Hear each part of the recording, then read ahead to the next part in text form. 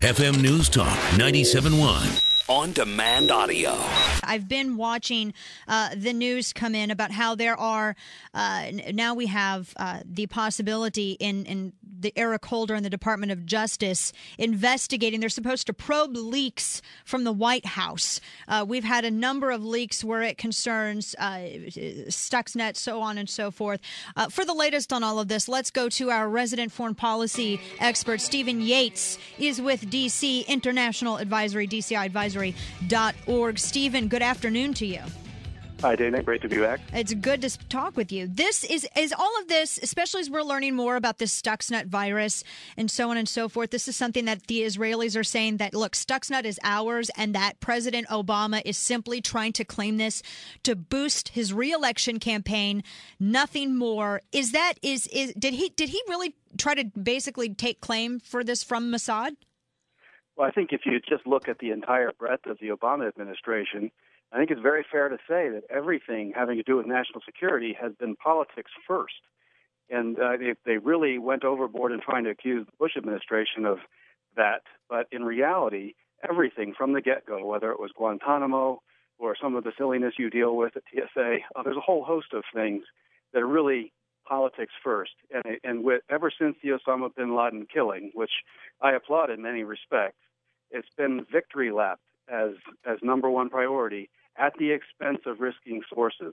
So we've done that with drones, we've done it with Stuxnet now, and a whole host of things where building up the image of the president is coming at the expense of national security. Well, and it doesn't sound like the administration is making friends either, because now Israeli intelligence is angry over this. British intelligence officials are infuriated. I was looking at an article from The Telegraph that were saying that, well, one of the leaks that the administration had, including a new type of underwear bomb attack targeting U.S. flights, so on and so forth, that this is something that British intelligence developed that the White House tried to claim credit for, and in the meantime, basically lifted the lid off of an intelligence program. So it's almost as if we're risking the lives of our men and women in the intelligence community, while at the same time shredding foreign policy relations, all for a re-election bid. I mean, how angry, from everything that you know, how dangerous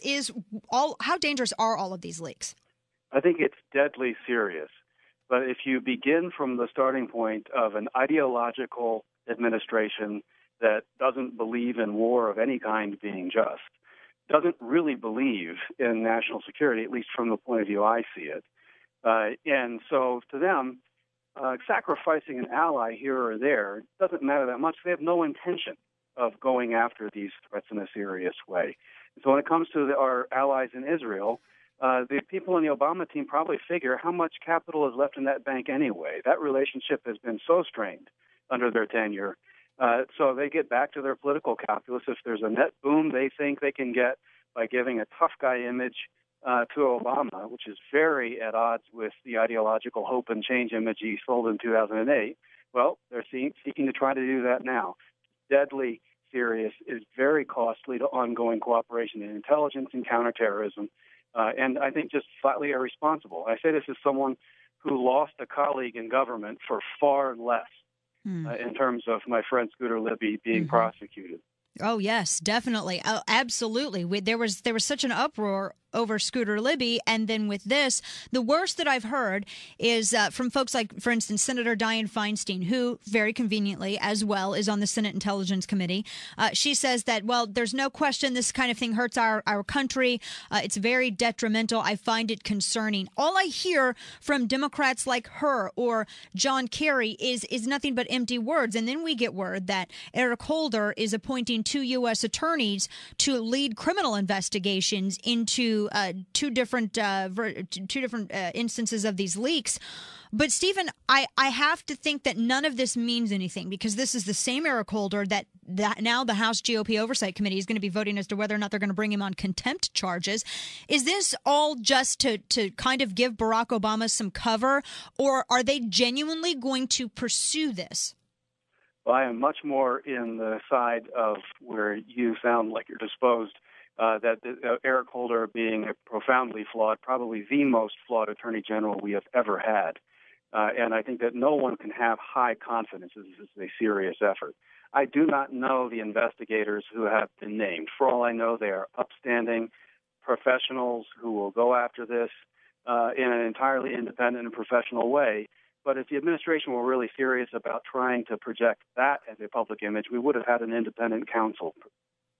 Yes, definitely. And speaking of Fast and Furious, the GOP Oversight Committee, as you know, they've discussed this today. They're going to be they're voting next week in committee as to whether or not they're going to bring Holder up on charges. Do you think, from my perspective, I see them voting in the affirmative on this and then bringing him up against charges. If that happens, what can we expect? And do you think we would see a resignation from Holder? I doubt that we'd see a resignation from Holder just because he seems basically safe in the eyes of the president. And I think you would likely see the Axelrod and other political war machine amp up and try to use this as an issue to distract away, of course, from the president's poor record on the economy and weakness abroad, and instead try to focus on this as some kind of a Republican witch hunt. We've seen this game come time and again. It really is incumbent on people on our side to make sure we don't get stuck into that trap. Yes.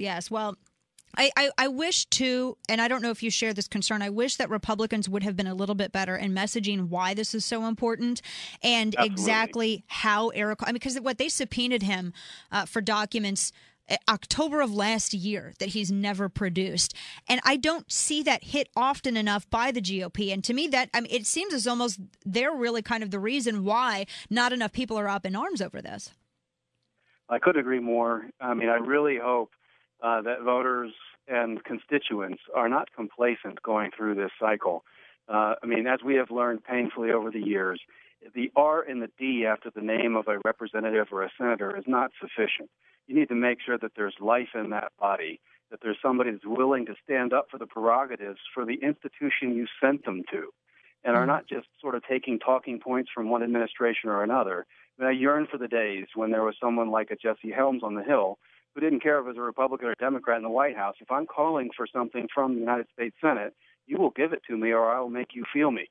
Right. And we just don't have enough of that. And I hope in this cycle we get more people who have seen what the left has in store for them and say, might as well just sort of live up to my duties here and really, really put some energy into my job and show my constituents what I'm doing for them. Man, from your lips to God's ears, Stephen, I so appreciate your time this afternoon. And we'll be, of course, we'll have you again next week as well. Stephen Yates, DCIadvisory.org, DC International Advisory. Always a pleasure, Stephen. Thank you. Thank you, Dana. Take care. Take care.